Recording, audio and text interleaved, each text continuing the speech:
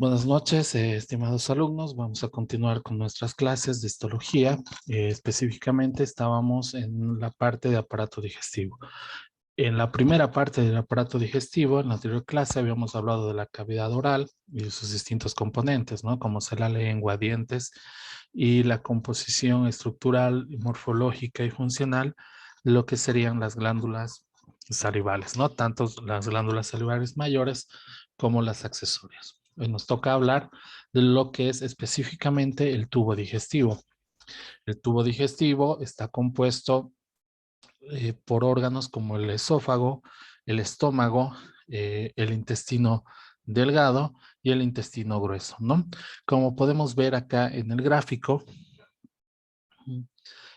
cada cavidad, cada estructura que acabo de mencionar va a tener distintas características morfológicas y funcionales, ¿no? Como por ejemplo a nivel del estómago vamos a encontrar una serie de glándulas que secretan lo que sería el jugo gástrico. En el esófago vamos a tener algunas estructuras también glandulares que sirven para lubricar la superficie esofágica y lubricar todo lo que sería el bolo alimenticio para que pase al estómago, mezclarse con los jugos gástricos y pasarse a denominar todo ese contenido alimenticio como quimo, ¿no? A nivel del intestino delgado es donde se realiza en su mayor parte la absorción de algunos elementos provenientes de nuestra alimentación que son fundamentales eh, para el desarrollo del organismo, ¿no? Estos mismos, estos mismos elementos o nutrientes que han sido absorbidos a nivel del intestino delgado, obviamente van a pasar a la circulación, ¿no? Y el intestino grueso, que es un órgano sobre todo excretor, que pese a todo también va a tener una reabsorción, sobre todo de algún tipo de estructura de agua y de algunas sales, ¿no? Morfológicamente van a diferir también, por ejemplo, el intestino grueso vamos a encontrar algunas características morfológicas y anatómicas distintivas como la tenia del colon. Lo mismo a nivel del intestino delgado, vamos a encontrar que es un tejido muy asociado también a lo que serían los infiltrados linfoides que van a componer lo que serían las placas de Peyer, sobre todo a nivel del ilio, que es también una característica estructural y morfológica. A nivel del estómago, las foviolas. Bueno, en sí todos tienen alguna característica funcional y morfológica, ¿no? Pero en sí todos, desde el esófago hasta el intestino grueso y la región, por así decirlo, del recto, la región anal, todas estas porciones van a tener, digamos, como común denominador lo que serían las paredes que las componen, ¿no? En este caso, las paredes que componen lo que es el tubo digestivo van a ser las siguientes, ¿no? La mucosa, la submucosa, una muscular externa y una capa serosa o también, según la región anatómica, denominada serosa o adventicia, que ahora vamos a ver, ¿no?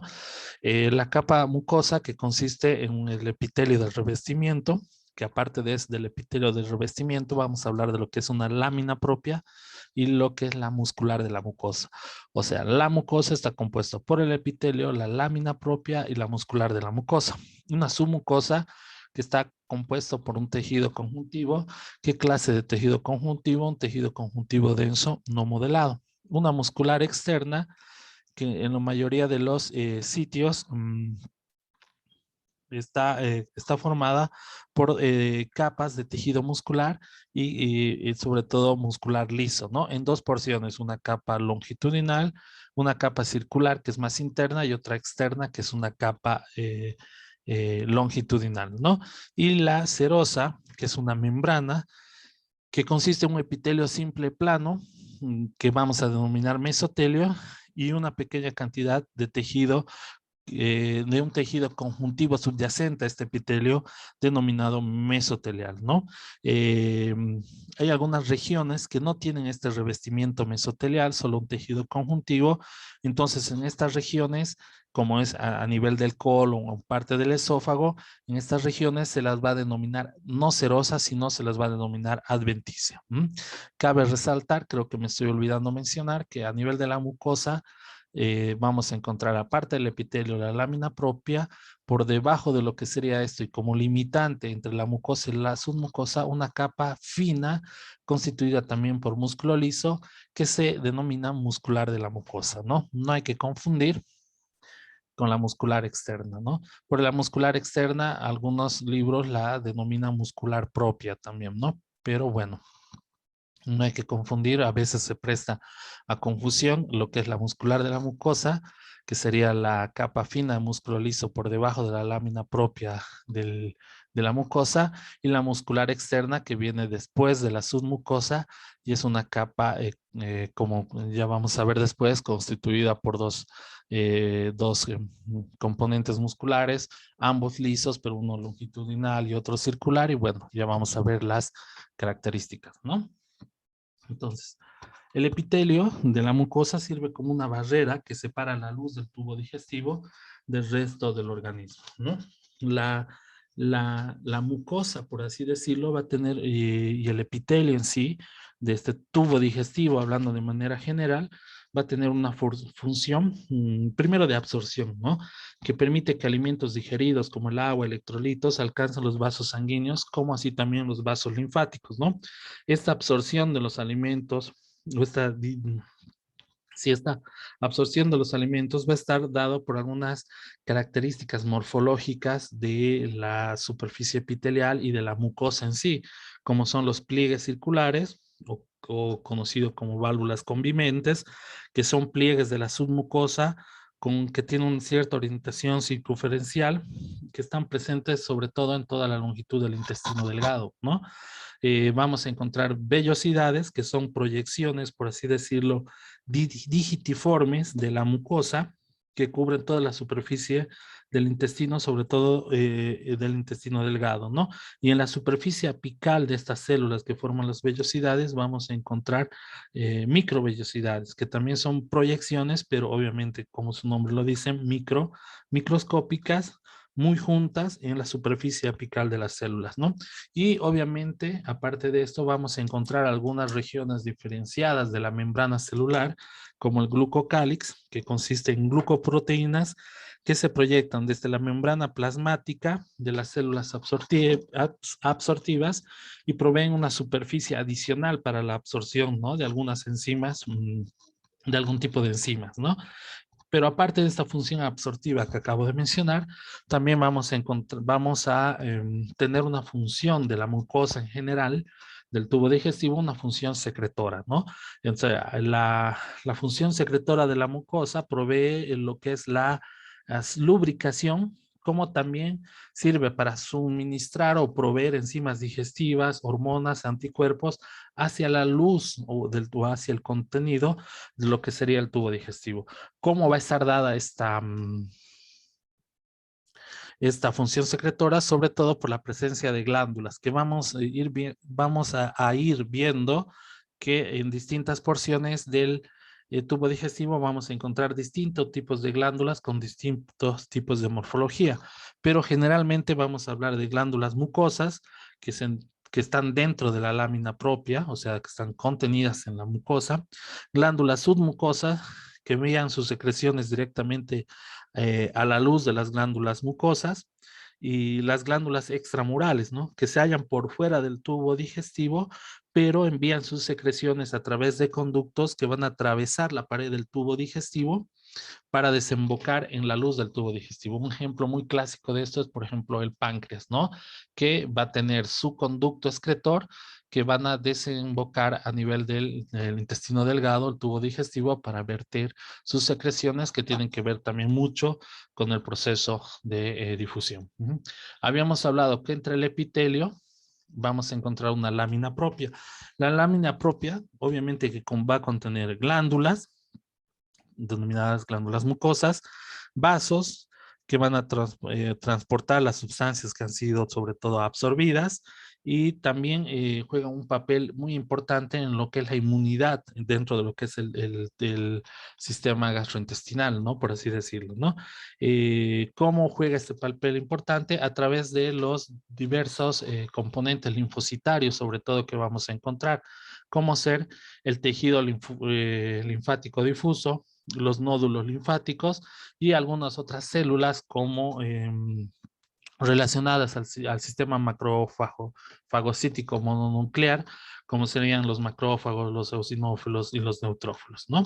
Pero sobre todo tenemos que tener en cuenta que acá vamos a encontrar un tejido linfático que es denominado GAL, por sus siglas, que son GALT, que es el tejido linfático asociado con el intestino, ¿no? Eh, y sobre todo lo vamos a encontrar donde en la porción distal del intestino delgado, que la vamos a denominar ilium, ¿no? Gran parte de la lámina propia y la submucosa del ilium está ocupada por esas aglomeraciones extensas de nódulos linfáticos que las vamos a denominar placas de Peyer, ¿no? Que es una característica también morfológica sobre el intestino delgado, sobre todo a nivel del ilium.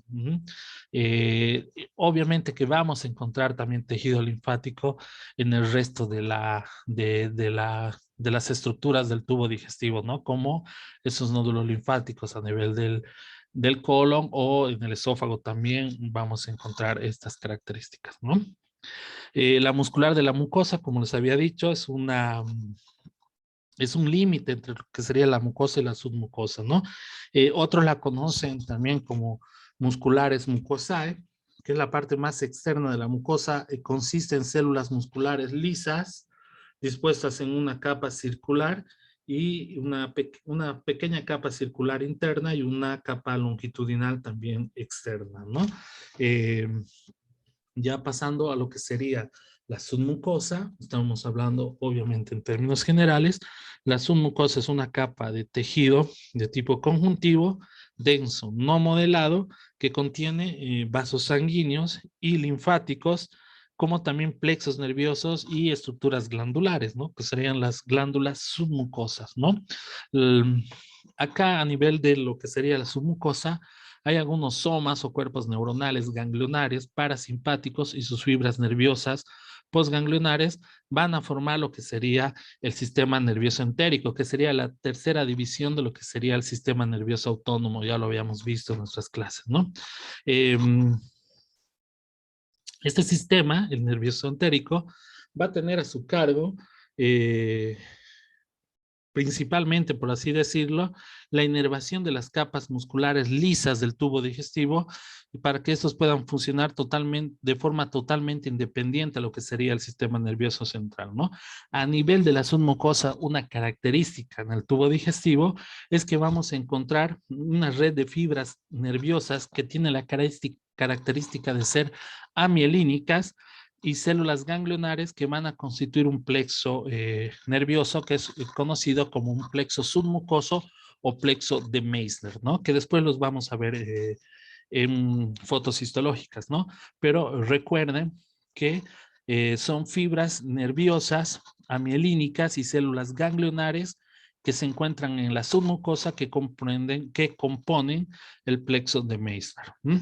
Y para hablar de lo que sería la capa la capa muscular externa, en la mayoría, por así decirlo, en la mayor parte de los órganos del tubo digestivo, la muscular externa consiste en dos capas concéntricas de músculo liso, ¿no? Que son relativamente gruesas.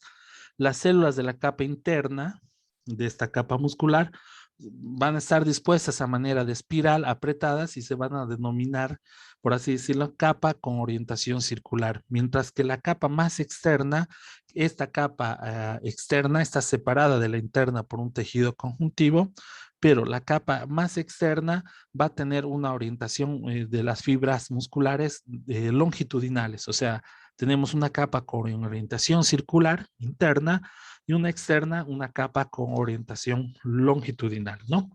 Había dicho que para separar estas capas tenemos un tejido conjuntivo en medio de estas dos capas, ¿no? Que separan estructuralmente estas dos capas. Acá también vamos a encontrar un plexo nervioso dentro de este tejido conjuntivo que separan las capas de la muscular externa.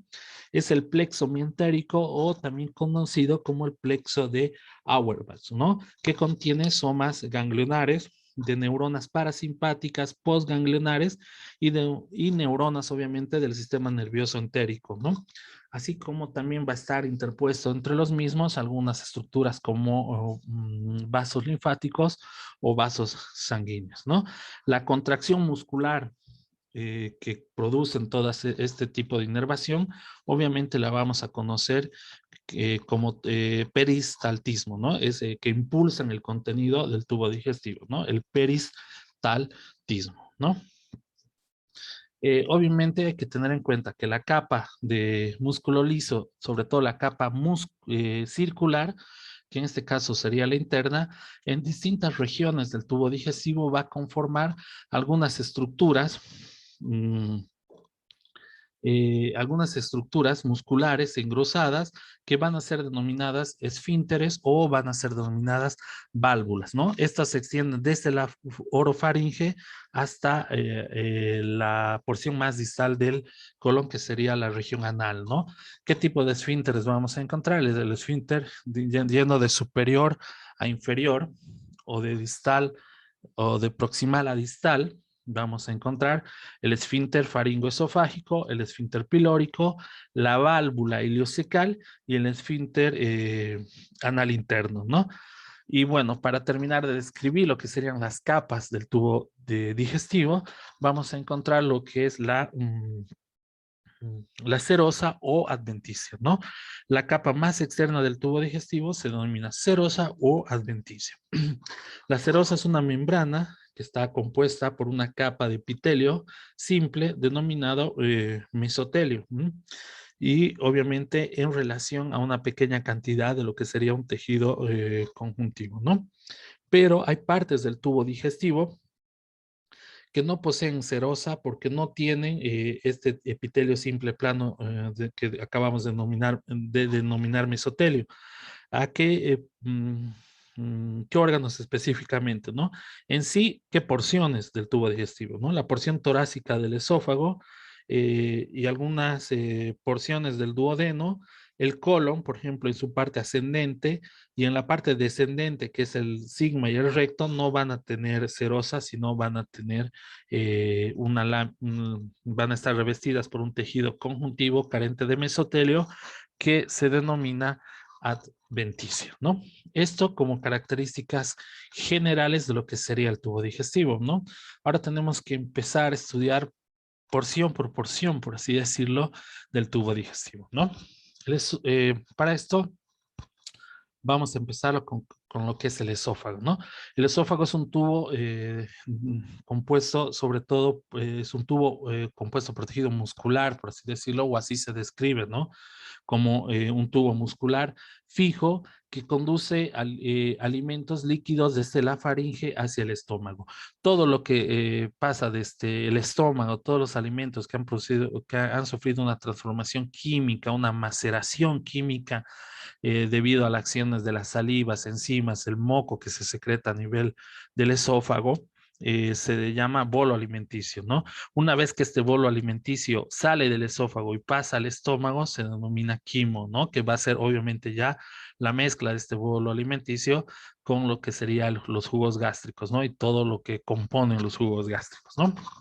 Entonces, el esófago atraviesa la base del cuello, el mediastino, y estos sitios en los que está fijado a estructuras contiguas, ¿no? Fijados por tejido conjuntivo, como por ejemplo en la parte posterior por la tráquea, ¿no? Cuando se introduce en la cavidad abdominal, en alguna porción de la misma, ya sea entre 1 o 2 centímetros, queda libre, ¿no? Y la longitud total de ese esófago es de aproximadamente unos 25 centímetros, ¿no? La mucosa, vamos a ver, en esta microfotografía, que la mucosa va a estar tapizada por un epitelio estratificado plano no queratinizante en el ser humano. Hay algunas especies animales que el epitelio es plano estratificado queratinizante. En el humano es no queratinizante, ¿no? Em, Va a tener una submucosa que consiste en un tejido conjuntivo denso que les había dicho no modelado, que va a tener sus plexos mucosos, submucosos como el plexo de Meissner, y también van a tener glándulas, ¿no? Glándulas mucosas, que pueden ser las glándulas a nivel del esófago, pueden ser glándulas mucosas y glándulas submucosas, ¿no? Del esófago, que secretan ambas moco para lubricar y proteger la superficie luminal. En sí, en la pared del esófago tenemos que describir dos tipos de glándulas, ¿no? Las glándulas esofágicas propiamente dichas, que están en las submucosas dispersas en toda la longitud del esófago, pero más concentradas en la parte superior. Son glándulas con pequeñas túbulo-acinares que tienen un conducto excretor formados, revestidas por un epitelio también estratificado plano, y aparte de estas glándulas esofágicas propiamente dichas, vamos a tener las glándulas esofágicas cardiales, que como su nombre dice, se denominan por la similitud a las glándulas que tienen el cardias a nivel del estómago, ¿no? La muscular externa también se va a dividir, como podemos ver acá, en dos estratos, una capa longitudinal externa y una circular interna, que va a estar revestido por este tejido conjuntivo. Va a estar separada por este tejido conjuntivo, donde vamos a encontrar algunas estructuras compatibles con los plexos nerviosos de los plexos de Auerbach, ¿no? Hay que tener en cuenta que en el esófago, como habíamos dicho, que en casi todo el tubo digestivo, la composición de esta muscular externa va a estar dada por músculo liso, ¿no? Pero en el esófago, en la parte superior, va a haber una combinación en la unión, lo que es el esófago y la faringe, una combinación de lo que es el músculo estriado o voluntario para la deglución con fibras de músculo liso, ¿no? Del esófago. Y obviamente tenemos un revestimiento externo o adventicia. Recuerden que acá no vamos a encontrar células mesoteliales, entonces tenemos que hablar de una adventicia y no de una serosa.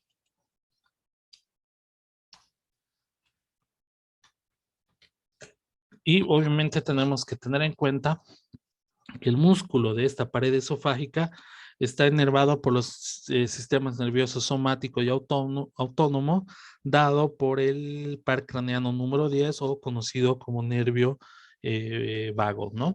Esta es una microfotografía en la que podemos ver lo que acabamos de describir, un epitelio plano estratificado no queratinizante, compuesto por una lámina propia, en la que vamos a encontrar infiltrados linfoides, que serían la primera barrera de defensa, vasos sanguíneos y la muscular de la mucosa, ¿no? Esto ya está más ampliado. Inmediatamente debajo de la lámina propia tenemos una muscular de la mucosa, que igual va a tener capas longitudinales y capas circulares. Acá ya podemos ver toda la pared como es de la mucosa, la submucosa, la muscular de la mucosa, las glándulas esofágicas propiamente dichas o submucosas, túbulo-acinares con sus conductos excretores, con su revestimiento epitelial correspondiente y su capa muscular externa, ¿no?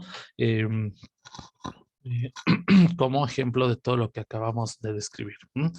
Para hablar del estómago, el estómago es una región dilatada del tubo digestivo que se encuentra justo por debajo del diafragma, ¿no? Recibe el bolo alimenticio macerado, ¿desde dónde? Desde el esófago, ¿no?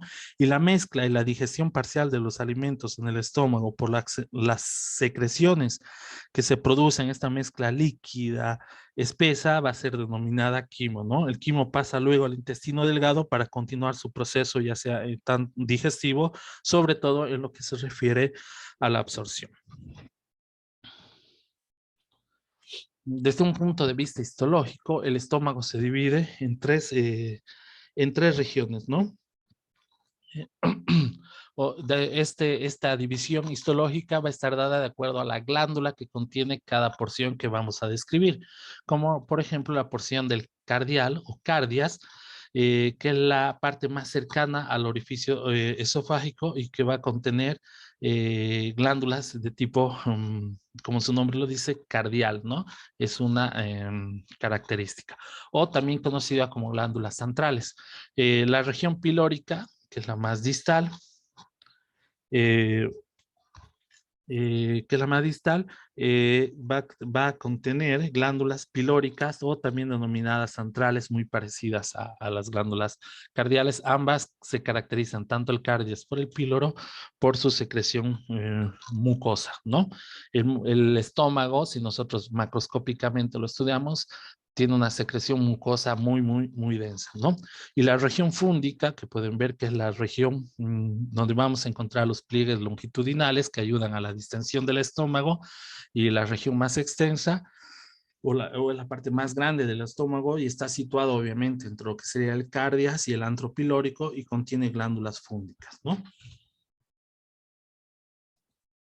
La mucosa gástrica, vamos a encontrar los pliegues longitudinales que habíamos visto en la anterior microfotografía, estos pliegues dados de manera o dispuestos de manera longitudinales, se van a formar sobre todo a nivel de la submucosa y permiten la distensión del estómago cuando este se llena, ¿no?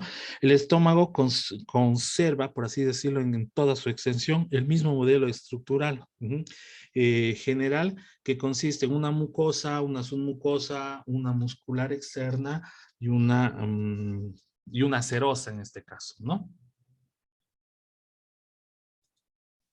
Si nosotros estudiamos la mucosa del estómago, esta mucosa del estómago macroscópicamente, por ejemplo, con una lupa, o tratamos de acercarnos mucho para ver las características macroscópicas, nos vamos a dar cuenta que nos vamos a encontrar con un tipo de fositas, foviolas o criptas gástricas, se conocen mayormente con el nombre de foviolas, que se pueden ver sobre todo también todas sus características mucho mejor con microscopía electrónica, ¿no? Estas van a ser las glándulas fúndicas o van a ser la desembocadura de lo que son las glándulas fúndicas, ¿no? Las glándulas fúndicas están compuestas, como pueden ver acá en esta microfotografía, están compuestas, están divididas en una región superficial. Acá está la foviola, que les menciono, esos orificios que son la desembocadura de estas glándulas.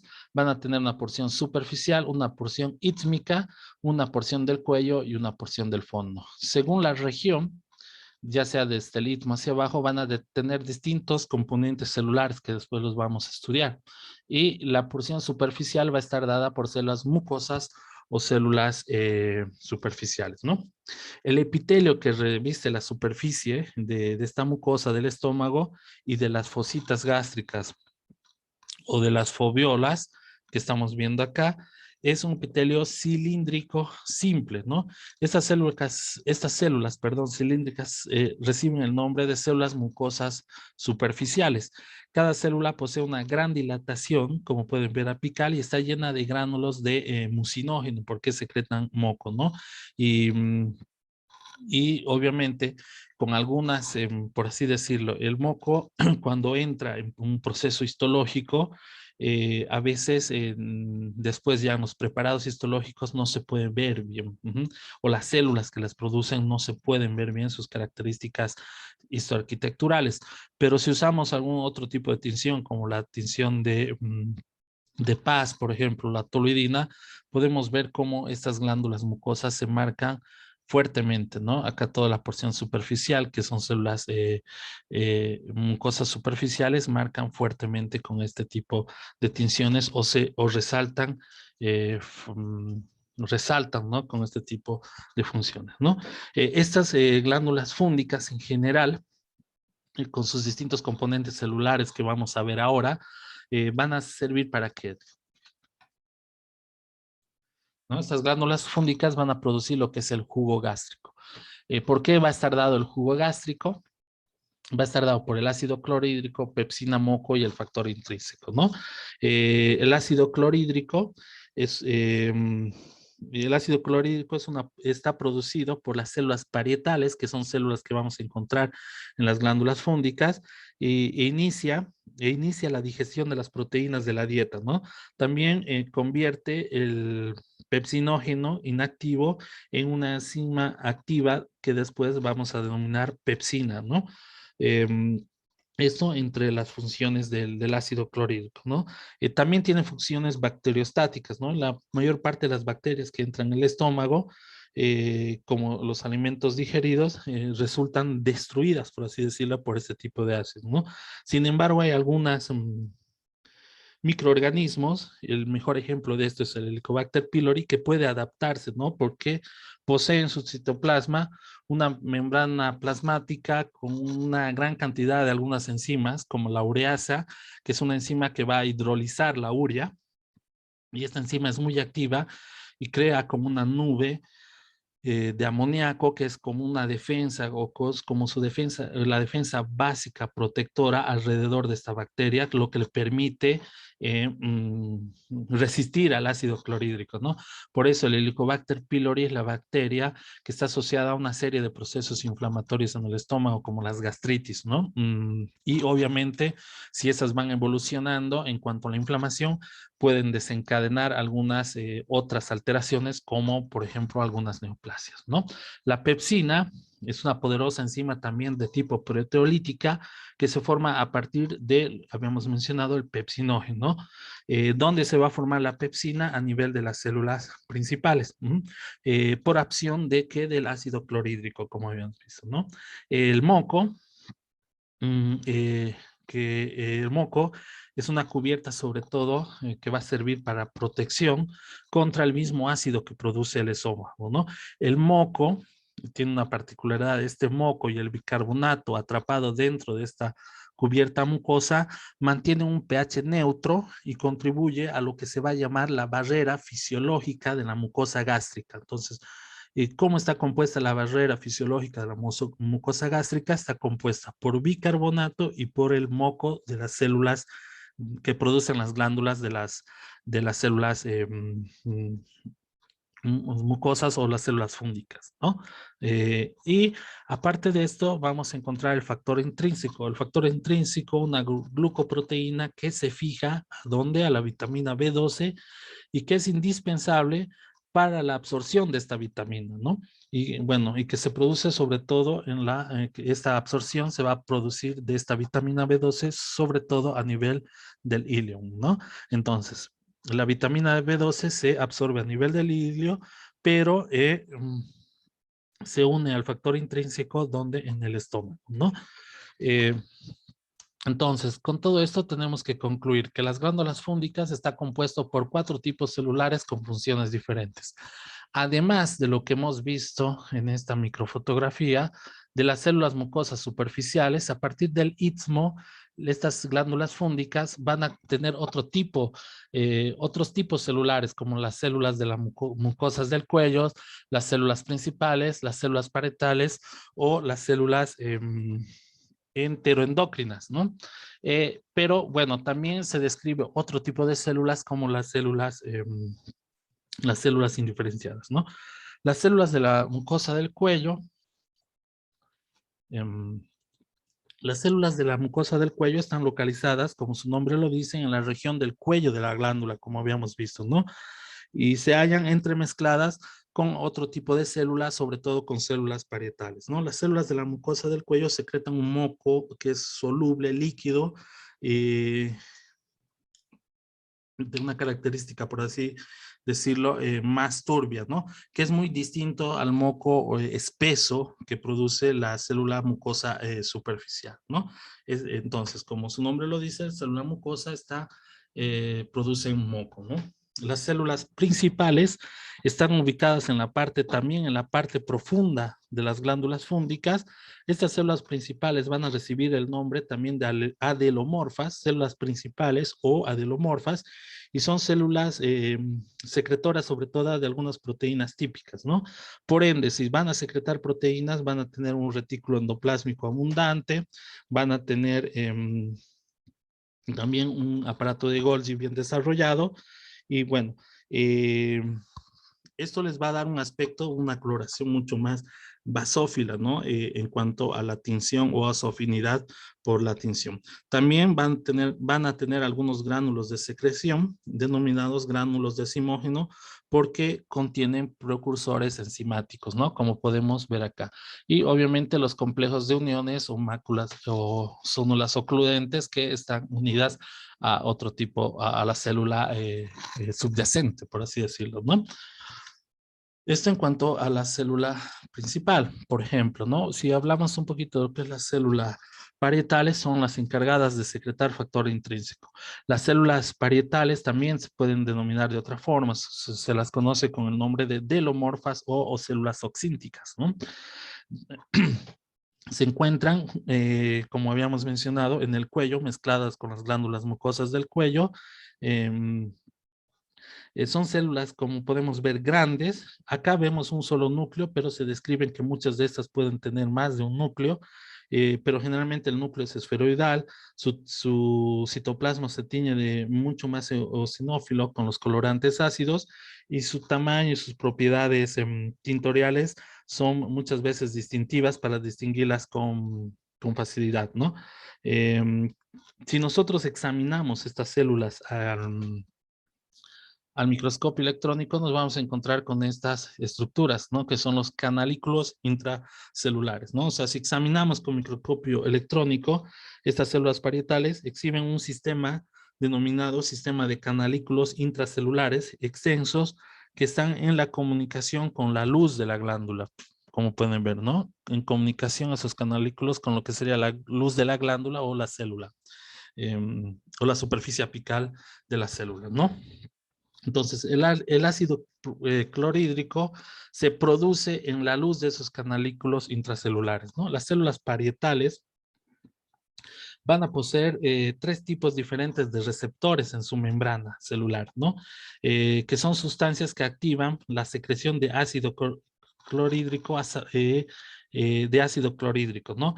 ¿Qué tipo de receptores van a ser estos, no? Receptores de gastrina, receptores histamínicos o conocidos como receptores histamínicos H2 y receptores acetilcolínicos M3, ¿no? Esos son los receptores que tienen en su membrana celular estas células principales, ¿no? Eh, estas células, estas canalículos intracelulares donde se produce el ácido clorhídrico, también van a formar una especie en la superficie apical de una especie de sistema membranoso o sistema túbulo-vesicular, ¿no? Que es un complejo tubo-vesicular asociado también a muchos procesos de síntesis proteica, ¿no? Pero bueno, volviendo a los receptores que tienen en su membrana gastrínica, receptores histamínicos M2 y acetilcolínicos M3, la activación de estos receptores por la gastrina o por alguna hormona péptida gastrointestinal es el mecanismo o principal para la estimulación de la célula parietal para que se puedan producir varios fenómenos que después van a desencadenar en la producción en sí o en la formación de lo que sería el ácido clorhídrico, ¿no? Para mencionar, por ejemplo, estamos la producción de iones hidrógeno, la producción o el transporte de estos iones hidrógenos, o el transporte de potasio y cloro para, bueno, obviamente la formación de las células del ácido clorhídrico, ¿no? Y las células enteroendocrinas secretan sus productos la lámina, hacia la lámina propia, por así decirlo, ¿no? Entonces, en todos los niveles de la glándula fúngica están estas células neuroendocrinas, ¿no? Aunque tienden a prevalecer más un poco hacia la base de la glándula fúngica, ¿no? Son células pequeñas que están apoyadas, como podemos ver ahí, sobre una lámina basal y no siempre van a llegar al extremo o a la luz de la glándula, ¿no?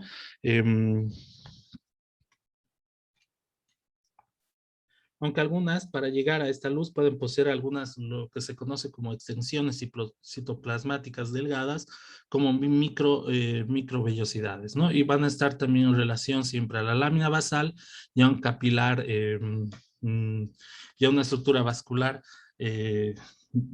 capilar, ¿no? Bueno, y sirve para una serie de secreción de hormonas gastrointestinales Se conocen un gran tipo, una gran gama de por lo menos 17 tipos diferentes de células enteroendocrinas según el tipo de hormona que van a producir, ¿no? Por eso están también en relación a un capilar vascular. Vamos a tener desde colecistoquinina, secretina, mutilidina, gastrina y una serie de elementos, ¿no? Eh, porque estas células enteroendocrinas las vamos a encontrar en distintas porciones del tubo digestivo. Por ejemplo, las productoras de gastrina en el estómago, de colecistoquinina en el duodeno y en el yeyuno, de secretina en el duodeno, péptidos inhibidores también a nivel del duodeno, y la mutilina, que es otra hormona que producen, también la van a secretar a nivel del duodeno, ¿no? Y tienen obviamente el nombre de la mutilina, es una hormona que sirve para la motilidad tanto gástrica como intestinal. La gastrina para la secreción ácida ácida del estómago, ¿no? Y la colecistoquinina que aumenta la concentración de los jugos, por así decirlo, de las secreciones biliares, secreciones pancreáticas y otro tipo de secreciones, ¿no? Y bueno, y las glándulas cardiales, por así decirlo, las y pilóricas, que son las otras regiones del estómago, están compuestas, también tienen sus foviolas, o sus fositas foveolares, y están compuestas por glándulas, sobre todo de tipo mucosecretante, ¿no? Con una característica importante que a nivel de estas glándulas vamos a encontrar, sobre todo la lámina basal, muchos infiltrados linfoplasmocitarios que creo que son una barrera de defensa o la primera barrera de defensa del tubo digestivo, ¿no? Y tienen la característica de que las fositas o foviolas gástricas son mucho más rectas, ¿no? O no son tan tortuosas como nos podemos encontrar a nivel fúndico y obviamente tienen sus glándulas y sus conductos excretores dados por un epitelio cilíndrico simple, ¿no?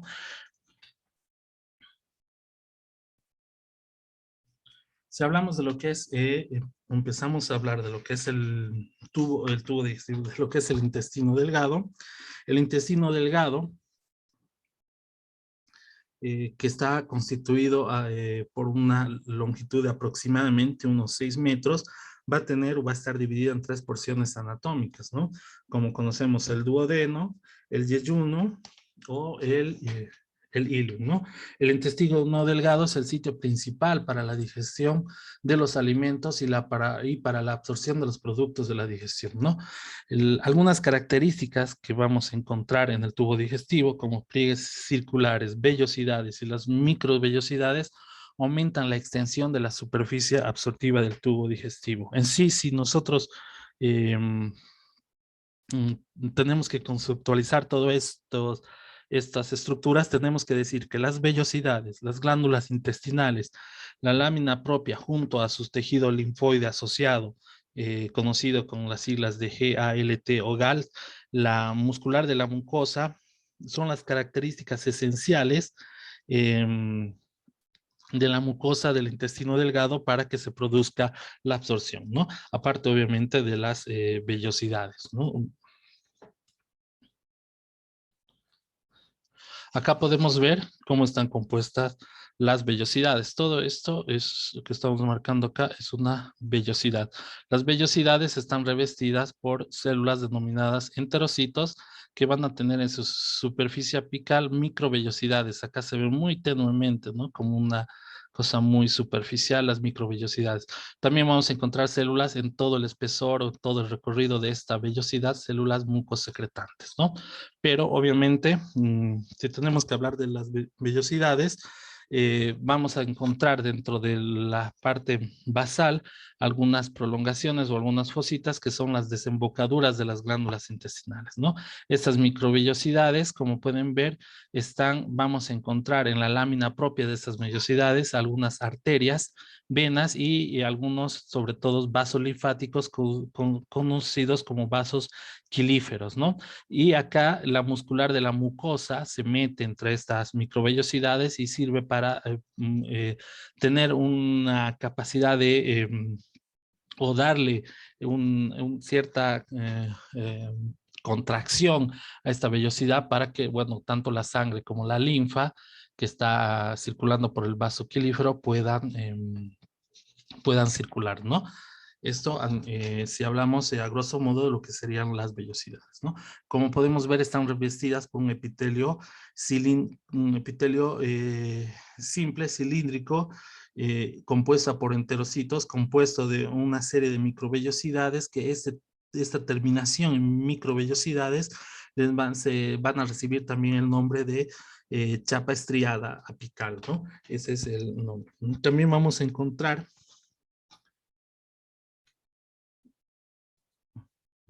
a nivel de las glándulas, de esas glándulas intestinales, estas válvulas conviventes o también, sí, válvulas conviventes, ¿no?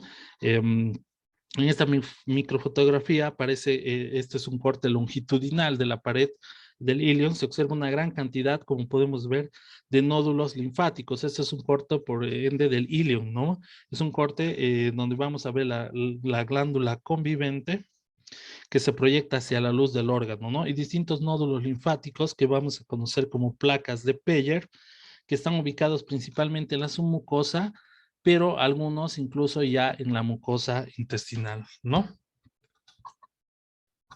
Entonces, este epitelio de la mucosa, nosotros, bueno, ya hemos avanzado en las primeras clases, cómo están compuestas obviamente los cilios, las vellosidades y las microvellosidades que están ancladas a la villina, prolactina, la fascina y otra serie de proteínas, ¿no? Eso, bueno, ustedes lo conocen ya, entonces ya no vamos a ahondar mucho en esos temas. Sí, vamos a ahondar en lo que serían o las células que constituyen las glándulas intestinales, ¿no? O en sí, el epitelio de una mucosa intestinal, de una mucosa del intestino delgado, hay por lo menos 5 tipos celulares, ¿no? Los enterocitos, cuya función principal va a ser la absorción, las células caliciformes, que son glándulas unicelulares, que van a secretar que moco, las células de Pálmer, cuya función primaria es mantener la inmunidad, las células enteroendocrinas, eh, o mejor dicho, sí, enteroendocrinas, que ya les habíamos descrito, y las células M o células con micropliegues que vamos a encontrar, que son enterocitos que han sido modificados y que cubren en grandes nódulos linfáticos en la lámina propia, ¿no? Asociados sobre todo a estas placas o tejido linfoide o placas de Peyer, estas células M o células con micropliegues, ¿no? Bueno, estos son lo que habíamos dicho, las células que componen enterocitos, células caliciformes, células de Paneth, células enteroendocrinas y células M o células con micropliegues. Los enterocitos, por así decirlo, son células absortivas, ¿no? Los enterocitos son células absortivas especializadas en el transporte de sustancias desde la luz del intestino hacia el torrente circulatorio, ¿no? Los enterocitos son células cilíndricas altas que tienen un núcleo generalmente, como lo podemos ver acá en su posición basal. Las microvellosidades van a aumentar su extensión o su superficie apical hasta a veces 600 veces más. Sobre todo lo vamos a ver en los cortes de microscopía. Y esta característica de estas microvellosidades, como pueden ver acá, se llama chapa estriada, ¿no? Es así como se domina a esta porción de los enterocitos, ¿no? Cada microvellosidad tiene un centro de microfilamentos de actina orientados en forma paralela, como habíamos visto cuando hemos estudiado las microvellosidades. Sí, paralelas al eje mayor, ¿no? De la estructura. Los microfilamentos están anclados, como les había dicho, a la villina, que se halla en la punta de la microvellosidad y también están adheridos a la membrana plasmática, ¿no? Estos haces de filamentos de actina se van a extender dentro del citoplasma apical y se insertan en la parte más basal, que sería, o habíamos mencionado cuando habíamos estudiado microvellosidades, al velo terminal, ¿no? También vamos a encontrar acá otra característica de de estos enterocitos, estas sustancias adiposa, producto de la absorción de los alimentos, que una vez que cumplen una serie de procesos por distintos organelos citoplasmáticos, van a pasar a la periferia de la célula a pasar a denominarse kilomicrones, ¿no? Que, bueno, son productos de la digestión de las grasas, sobre todo, ¿no? Los enterocitos también tienen células secretoras que producen algunas enzimas que van a ser necesarias para la digestión, para la absorción y como también para la secreción de agua y de electrolitos. Por eso también esta función secretora de los enterocitos consiste principalmente en síntesis glucoproteicas y por eso vamos a tener un retículo endoplásmico, un rugoso y un aparato de Golgi bien desarrollados, ¿no? Como podemos ver acá, sobre todo el aparato de Golgi muy cercano a lo que sería el, el núcleo, ¿no? Las células caliciformes representan glándulas unicelulares que están dispersas entre toda la superficie de la vellosidad que habíamos hablado, ¿no? Va a tener obviamente como composición también un núcleo más orientado hacia la lámina basal, adyacente a un aparato de Golgi y por encima desde el aparato de Golgi hasta lo que sería la superficie apical, muchos gránulos que contienen mucina o gránulos mucinógenos, ¿no? Al igual que otros epitelios, las células caliciformes del intestino obviamente producen moco, ¿no? El intestino delgado, estas células caliciformes aumentan en cantidad desde el duodeno hasta la porción terminal del ilion, es donde más vamos a encontrar estas células caliciformes. ¿No? Además, como en otros tipos de epitelio, dado que el mucinógeno es hidrosoluble, se pierde esto durante la preparación convencional de mactocilina y eosina y a veces no los vamos a ver o los vamos a ver como espacios vacíos cuando lo veamos por microscopía electrónica, pero se necesitan de algunas técnicas especiales que habíamos mencionado al principio para ver estas secreciones mucosas, ¿no? Las células de Paneth desempeñan sobre todo un papel en lo que es en la regulación de la flora bacteriana normal del intestino delgado, ¿no? Tiene esta característica, núcleos también muy excéntricos o hacia la periferia de la célula, cerca de la membrana basal, con presencia, y aquí resaltado en estos recuadros, de esta granulación citoplasmática, ¿no? Entonces, las células Paneth están situadas en la base de las glándulas intestinales, como podemos ver, poseen un citoplasma basal basófilo, un aparato de Golgi que también es supranuclear, igual que la célula caliciforme, y gránulos de secreciones que son muy acidófilos, como pueden ver ahí por su tinción bastante eosinófila, y estos gránulos son los que los permiten identificarlos, ¿no? En los cortes de histología, ¿no? Estos gránulos de secreción contienen enzimas que son antibacterianas, lisocimas, denominadas alfa-defensinas, ¿no?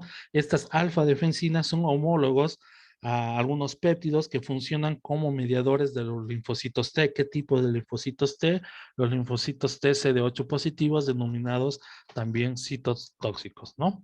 Y bueno, las células enteroendocrinas, ya habíamos hablado un poco al hablar del estómago, producen casi las mismas hormonas pépticas del estómago, ¿no? La colecistoquinina, la secretina, la motilidina y otra serie de hormonas, ¿no? Estas células enteroendocrinas también producen por lo menos dos hormonas conocidas como la somatostatina e histamina, que actúan como hormonas parácrinas, ¿no? Es decir, hormonas que ejercen efectos única y solamente locales y no circulan por el resto del torrente circulatorio. Pero también van a producir hormonas que circulen por todo, más sistémicas, por así decirlo, que circulen por el torrente circulatorio. Entonces, esas son hormonas neurócrinas, así se llaman, como la bombecina, las encefalinas y con sus diferentes funciones, ¿no? Bueno, y las células M, que habíamos mencionado, las células M como células con micropliegues, habíamos dicho que revisten sobre todo grandes cantidades de tejido linfoide. Estas células M conducen a los microorganismos y otras macromoléculas desde la luz del intestino hacia lo que serían esos nódulos linfáticos o placas de Peyer, sobre todo a nivel del ileum, ¿no? Bueno, y si hablamos de la submucosa, vamos a encontrar a nivel de todo el intestino glándulas submucosas, pero digamos la distinción más importante en la submucosa la vamos a ver a nivel del duodeno, donde vamos a encontrar algunas glándulas submucosas bien características que las vamos a denominar, como su nombre acá lo dice, glándulas de Brunner, que es una característica morfológica e histológica del duodeno. Si nosotros vemos un corte de intestino delgado y vemos mucho tejido linfoide que hace nódulos, sabemos que estamos en ilion porque es una placa de Peyer. Si tenemos esta glándula, este intestino delgado, con estas glándulas mucosas, estas glándulas dispuestas, mejor dicho, en la submucosa, que son glándulas revestidas por un epitelio cilíndrico simple, mucosecretantes, denominadas glándulas de Brunner, sabemos que estamos en el duodeno, ¿no? Son glándulas submucosas, tubulares, ramificadas que poseen C, que las vamos a encontrar sobre todo en el duodeno y que son productoras de moco, ¿no? Y bueno, la muscular externa tiene las mismas características generalmente de toda la muscular, con los plexos que vamos a encontrar, con las capas longitudinales y bueno, y todo lo que habíamos descrito generalmente, ¿no? Y la serosa del intestino delgado, eh, que están cubiertas por un peritoneo, que están dentro de la cavidad abdominal y obviamente van a tener un revestimiento mesotelial, por eso van a ser una serosa y no una adventicia, ¿no? Ya para terminar, si hablamos del colon o el intestino grueso, comprende el ciego, el apéndice vermiforme o el ápex, el apéndice cecal, el colon en sus distintas porciones, ascendente, transverso, descendente, el colon sigmoide y la cavidad anal, ¿no? Macroscópicamente vamos a encontrar algunas características del colon como las tenias colónicas, mira, excepto el recto, el conducto anal y el apéndice cecal, la capa longitudinal externa de de la muscular externa se organizan estos tres pliegues, que son tres pliegues gruesos, equidistantes, que van a recibir estos tres pliegues, van a recibir estos pliegues que se ven acá, van a recibir el nombre de tenias colónicas, ¿no? También vamos a tener los austros o austros colónicos que están en la superficie externa, sobre todo del ciego y del colon, y sirven como una especie, como podemos ver ahí, de abolladuras, ¿no? Y otra característica son los apéndices epiploicos, que están en la superficie también intestinal externa, que son tejido, nódulos, por así decirlo, o acúmulos de tejido adiposo. Esas serían las características desde un punto de vista macroscópico y obviamente a nivel de la mucosa.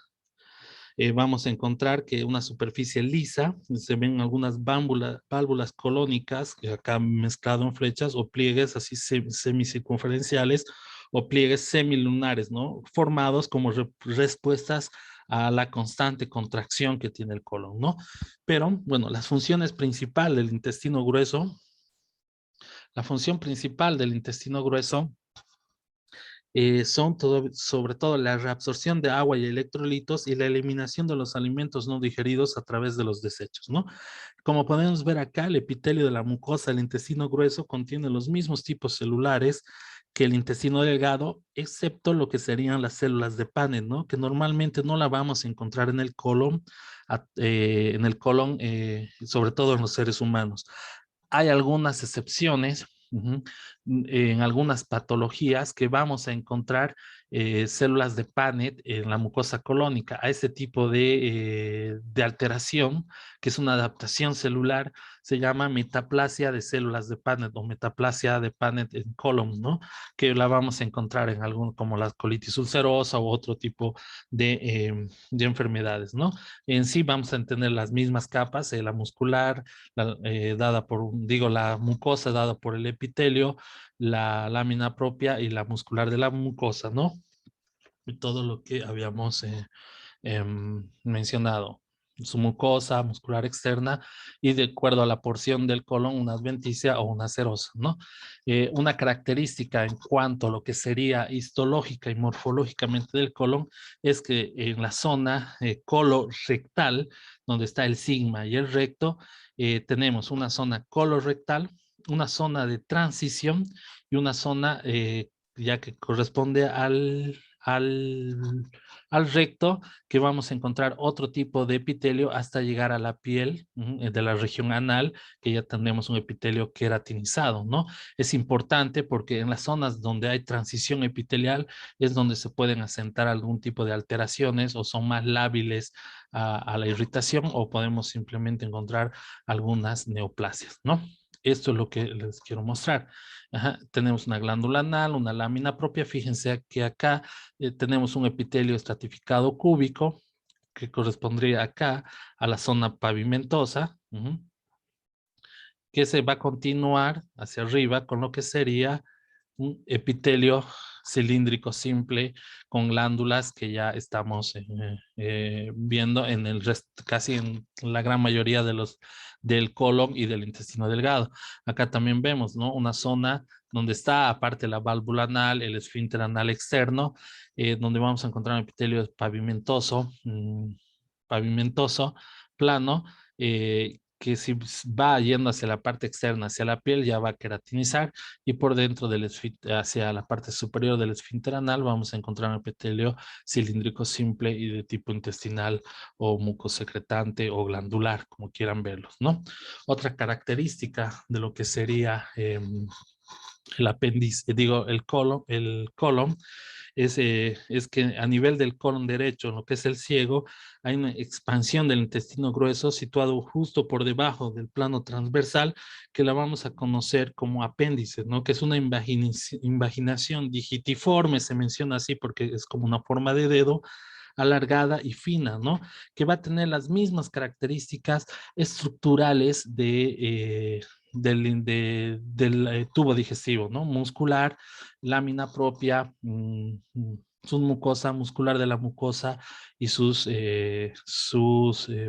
capa muscular externa y su tejido conjuntivo, pero tiene la presencia de abundantes nódulos linfáticos, ¿no? Es otra característica histológica de lo que sería el apéndice secal, ¿no? Obsérvese que en estos nódulos linfáticos tiene unos centros germinativos que son muy desarrollados o muy reactivos y también muy bien delimitados, ¿no? Bueno, con esto terminamos lo que sería el tubo digestivo. Cualquier pregunta, chicos, por el grupo de WhatsApp o simple y llanamente me hacen llegar la pregunta y hacemos una clase solo para despejar las dudas. Muy bien, muchas gracias por su atención y hasta luego.